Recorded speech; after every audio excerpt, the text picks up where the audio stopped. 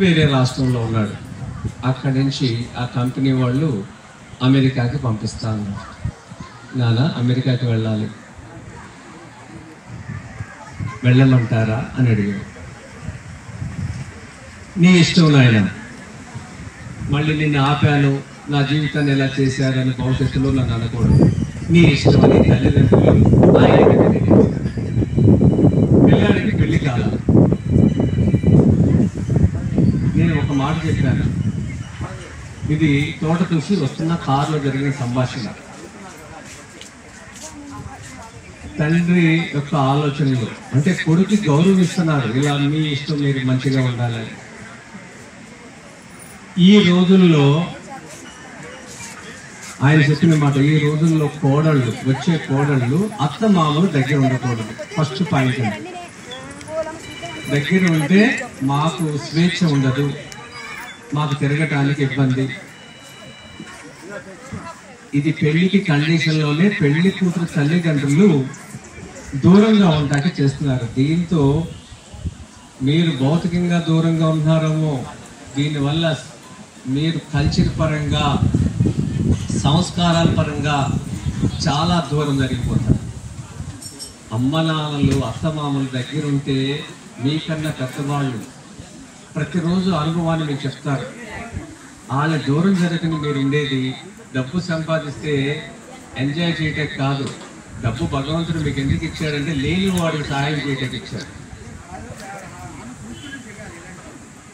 అలానే ఊడ్చిపెట్టి ఇవ్వమన్నట్లుగా దానికి ఒక భాగాన్ని కేటాయించండి. ఆ తండ్రి ఏమంటారంటే, పోనీ ఇక నేను ఒక నిర్ణయం తీసుకున్నాను, నేను అన్ని రకాల పళ్ళు పంపిస్తున్నాను కదా, అన్ని రకాల పళ్ళు పంటలు పండిస్తున్నాను కదా, ఈ బియ్యం పప్పులు అన్నీ పంపిస్తే మంచి ఆరోగ్యంగా ఉంటాడు కదా అమెరికాలో అంటున్నారు. అంటే డబ్బు సంపాదిస్తున్నారు వీళ్ళెవరు, అక్కడ విషయం తింటున్నారు కదా, మీ పొలాన్ని మీ ఆవుల్ని ఆయన చూసుకుంటే బాగుంటుంది కదా అంటే, ఇది వచ్చే కోడలికి వాళ్ళ అమ్మ నాన్నలకి ఇష్టం ఉండదండి. ముందు ఆడవాళ్ళు, మీరు ఇలాంటి పిల్లల్ని మీరు తీర్చిదిద్దాలి చెప్తున్నాను. మీరు వాళ్ళకి ఎన్ని చెప్పాలి, కలిసి ఉంటామని. నేను గుజరాత్ వెళ్ళాను, కోడలు కూతురు ఇద్దరు కూడా ఆవు పేడేస్తున్నారు. ఇంటి ముందు ఆవులు ఉంటాయి, అది కింద పడే లోపే చూసి స్పందించి చేతిలో పేడ తీసుకుని ఉంటారు. పేడ తీసి దాన్ని పక్కన పెట్టి చేతులు కడుక్కొని కాలేజీకి వెళ్ళే పిల్లలు చూసా, ఇంటి పనులు చేసే మహిళలు చూసా. నేను ఆ కల్చర్ మనలో ఎవరికైనా ఉందా చెప్పండి? అందుకే కృష్ణుడు అక్కడ అడిగాడు. సరే, ఇప్పుడు అప్పుడు ఈయన అమెరికాకి పంపిస్తాడు బియ్యం పప్పులు నూనెలు, కానీ కొరియర్లు ఇవన్నీ వెళ్తాయి. కానీ ఆవు మూత్రం గోమయాన్ని కొరియర్లో చేయలేడు కదా. ఆవు మయంతో తిరిగే నేల మీద తిరిగితేనే ఆ తరంగాలను ఎక్కడ పంపించగలుగుతాడు కొరియర్లో? ఈ కల్చర్ని ఎలా పంపించగలుగుతాడు కొరియర్లో? సంస్కారాలను ఎలా పంపిస్తాడు కొరియర్లో? భోజనం ఒకటే కాదు, ఈ మట్టిలోనే ఉన్న మహత్యం, మట్టిని విడవకుండా ఈ దేశానికి తిరిగి రావాల్సిందే. ఈ భారతదేశం ప్రపంచంలోనే గురుస్థానానికి వచ్చే రోజు వచ్చింది. గ్రామాలు బాగున్నప్పుడే, గ్రామంలో గోవు బాగున్నప్పుడే, నంది బాగున్నప్పుడే. తిరుమల తిరుపతి దేవస్థానం మీద గత 3 సంవత్సరాలుగా చాలా పని చేస్తున్నాను. చాలా ప్రతిపాదనలు ఇవ్వటం జరిగింది, కొన్ని మాత్రం చేయగలిగారు. నిజంగా అవన్నీ స్వామివారి దయ వల్ల, ఆ కరుణ వల్ల రాబోయే రోజుల్లో జరిగితే, నేను కోరుకున్నది ఏంటంటే మీరందరూ కూడా ఆలోచించండి. మన తాతలు పరమ పవిత్రంగా పెంచిన పండగలకి బొట్లు పెట్టి నందులకి గోవులకి పూజలు చేసిన ఫోటోలు అందరిలో వాళ్ళే ఉంటాయి. గుంటూరు జిల్లాలో అయితే నేను చాలా మంది ఇళ్లలో చూశాను, ఆ నందులు పెట్టుకుని ఫోటోలు దిగుతారు పండగకి, కుటుంబ సభ్యులతో కన్నా ముందు వాటిలో దిగుతారు. చాలా మంది ఇళ్లలో ఉన్నాయి ఈ రోజు కూడా ఫోటోలు, అంటే కుటుంబంలో ఒక సభ్యులుగా చూశారు వాటిని. అలాంటి గోవుని ఈ రోజున రోడ్డు మీద వదిలేసాం. ఇది ఒక్క ఊరు కాదు, విశాఖపట్నం కాదు, యావత్ దేశం మొత్తం గోవుని అనాథ చేశారు. ప్రతి ఊర్లో గోవుని నందిని రోడ్ల మీద వదిలేశారు. కుక్కను తీసుకొచ్చి ఇంట్లో పెట్టుకున్నారు, పిల్లిని తీసుకొచ్చి ఇంట్లో పెట్టుకున్నారు. పిల్లిని పెంచేవాడు ఉన్నారు.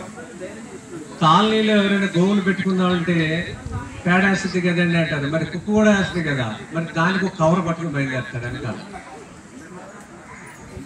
అలా ఈ గోవును పెంచుకునే వాళ్ళు, వద్దనుకునే వాళ్ళు ఎవరైతే ఉన్నారో దాని నుంచి పాలు వచ్చేది ఉంటే ఆ పెరుగుని వెన్న చేసి ఆ వెన్న ఎవరైతే వద్దంటారో వాళ్ళ నోట్లో పెట్టండి.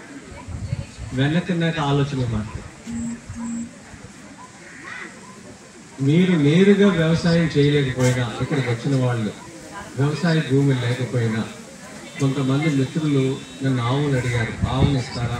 చిన్న చిన్న రైతులని ఆవుని కొనుక్కోలేదు. అలాంటి వాళ్ళకి, మీలాంటి వాళ్ళకి ఆవుని దానం చేయండి. ఎలాగైనా మీరు ప్రత్యక్షంగా పరోక్షంగా ఏదైనా చేయొచ్చు. ఒక ఆవుని కొనివ్వండి. వాళ్ళు పాలు ఇచ్చే ఆవును కూడా కోరుకోవట్లా, పేడ మూత్రం కోసం ఆవును కోరుకుంటున్నారు. మీ అమ్మమ్మ పేరునో, తాత పేరునో, అమ్మ పేరునో, ఏదో ఒక పేరున ఒక ఆవుని ఆ రైతుకు ఇవ్వండి. మీరు సాకలేకపోతే ఆయనైనా సాగుతాడు, ఈ గోఆదర్శనం చేసే రైతులు. ఇలా సాకలేనప్పుడు, రైతు దగ్గర సంఖ్య పెరిగినప్పుడు తిరుమల తిరుపతి దేవస్థానానికి ఇచ్చిన ప్రతిపాదన ఏంటంటే ప్రతి జిల్లాలో 200 ఎకరాల భూమి పేరుతో తిరుమల తిరుపతి దేవస్థానం గోశాల అని బోర్డు పెట్టామనుకోండి. ప్రతి జిల్లాలో ప్రతి కారు అక్కడ ఆగిపోతుంది. తిరుమల అనగానే కారు ఆగిపోతుంది. ఎవరికైనా ఆ ఆవుకు కావాల్సినవి దర్శనం తీసుకుంటాకి, గడ్డి వేయటకు, మందులు ఇవ్వటకు, సేవ చేయటకు ఆటోమేటిక్గా భక్తులు వచ్చేస్తారు. ప్రైవేటు వ్యక్తుల పేరు గోశాల పెడితే అందరూ ఆగుతారు, ఆగరు. కానీ తిరుమల దేవస్థానం పేరు మాత్రం పెడితే మాత్రం ఖచ్చితంగా రోడ్డు మీద తిరిగే ఆవులన్నీ కూడా ఆ 200 ఎకరాల్లో పెడితే గోమయం వస్తుంది. పాలు ఇచ్చే ఆవులు కాదని. ఆ గోమయంతో, అయ్యా గోమయం కడ్డీలు ఉంటే చూడండి, అక్కడ ఒకరు చూపించండి. గోమయం కడ్డీలు నేను తయారు చేశాను కదా, ఇవి యజ్ఞానికి అమ్మాలి. గ్రామాల్లో నిరుపేదలు దాన సంస్కారాలకి మన హిందూ ధర్మంలో చెట్లు లేవు, పురాతన చెట్లన్నీ అంతరించిపోయినాయి. ఇప్పుడు కాల్చడానికి ఆర్థికపరమైన అంశాలు అందుబాటులో లేకపోవటం కలిపి మమ అంట 2 కట్టెలు పెట్టి కింద టైర్లు పెడుతున్నారు. పాతకాలం టైర్ల మీద తల్లిదండ్రులు కాలుస్తున్నారు. ఈ దట్టమైన పొగలు వాతావరణంలో చేరి మన లంగ్స్ పట్టుకుంటున్నాయి ఆ టైర్లు. ప్రకృతి వ్యవసాయం ద్వారా మంచి ఆహారం తింటున్నామని అనుకుంటున్నాం. మనమంతా మంచి గాలిని పండించగలుగుతామా? మరి అందరూ అటు ఈ ఆహారం తినేవాళ్ళు, తినేవాళ్ళు అందరూ అదే గాలిని పీల్చాలి కదా. ఇలా మనం పాతకాలం టైర్లతో కాలుస్తున్నారు. భూతాపం పెరుగుతుంది ఒకవైపు. ఇలా కాకుండా ఆవు పేడతో ఇంతంత లాక్స్ తయారు చేసే మిషన్లు 1,50,000కి పంజాబ్లో తయారు చేస్తున్నారు.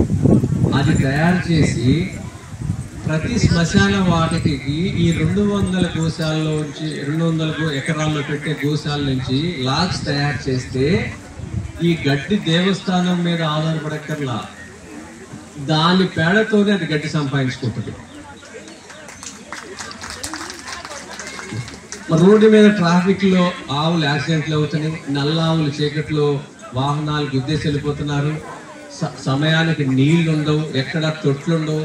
నగరాల్లో, పట్టణాల్లో గడ్డి ఉండదు. ఆవుకి ఎందుకు ఈ దుస్థితి? ఇలాంటి ఆవులన్నింటికి తిరుమల దేవస్థానం పేరు పెడితేనే ఈ గోశాల సస్టైన్ అవుతాయి. ఇలా ఒకవైపు కట్టెలు లేక టైర్లతో కాలిస్తే దుస్థితి నుంచి ఈ లాగ్స్ తో కాలిస్తే ఏమవుతుందంటే ఒక్క 50 గ్రాముల ఆవుని వేస్తే వాతావరణం శుద్ధం. ఆవు పిడక ఆవుని వెలిగిస్తే అది అగ్నిహోత్రం అవుతుంది. ఒక్క 50 గ్రాములు వేసినా చాలు. ఇలా మనం చెట్లు పెంచలేం, కానీ ఇప్పుడున్న పరిస్థితుల్లో మొక్కలు పెంచి చెట్టు అవ్వాలంటే 15 సంవత్సరాలు 20 సంవత్సరాలు అవుతుంది. నా చావుకి నాకు కావాల్సిన చెట్టు నుంచి కట్టెలు కాదని నేను రాసుకున్నాను. ఒక భూమి నుంచి లాక్స్ తయారు చేసి నేను పెట్టుకుంటున్నాను. ఇలా మనం అందరం ఒక మొక్క నాటలేనప్పుడు మన అంతిమ సంస్కారానికి చెట్టును వాడే అర్హత మనకు లేదు. ఈ భూమిని రక్షించేది మొక్కలు కాదు, చెట్టే. అందుకనే మీరందరూ గోశాలల్లో ఇలాంటి లాగ్స్తోనే మీ బంధువులకి ఎవరికైనా జరుగుతున్నప్పుడు ఇవి తీసుకెళ్ళి మీరు ఇవ్వండి. వాళ్ళకి తెలియకుండా మీరు ఇవ్వండి. ఇలాంటి వేదాద్రి గోశాల నుంచి 3 రోజుల క్రితమే ఈ మహానుభావుడు ఇవి తయారు చేశారు. అలాంటి వాళ్ళకి మనం సపోర్ట్ చేయాలి. ఆయన కృష్ణా జిల్లాలో వేదాద్రిలో అయ్యా రండి, చూడండి ఎంత గొప్ప విషయమో. నన్ను ఒక మార్వాడి అయినా 2 సంవత్సరాల నుంచి అడుగుతున్నాడు ఈ లాక్స్.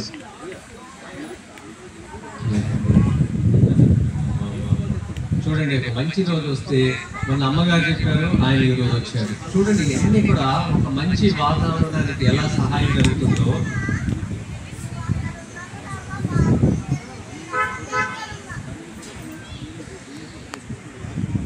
ఈయన 3 రోజుల క్రితమే మొదలు పెట్టారు.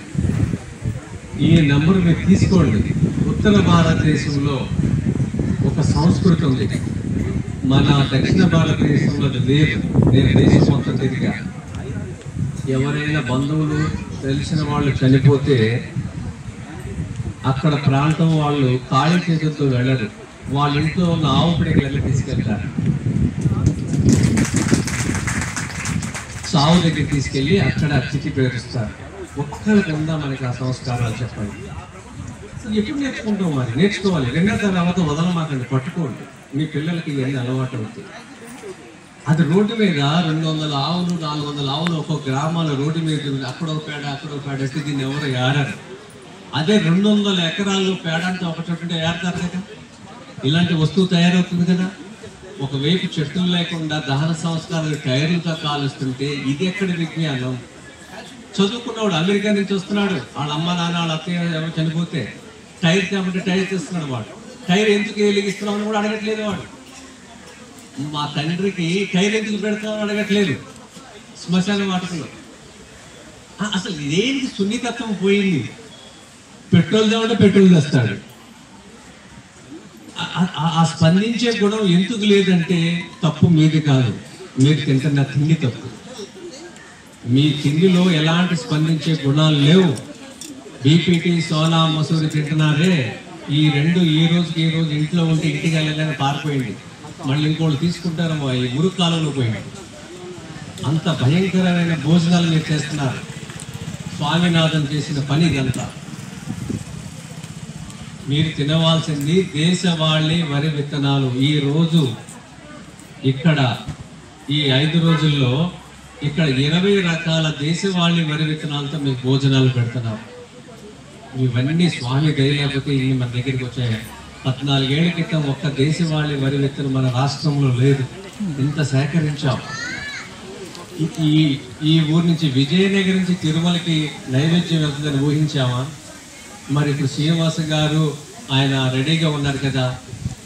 మరి చూడండి, మరి ఇంకొక 5 ఏళ్ళలో ఎంత మార్పు వస్తుంది. మనం అందరం కలిసికట్టుగా పనిచేస్తే జాతి నిర్మాణానికి మనం అందరం కలిసికట్టుగా పనిచేద్దాం. ఇప్పుడు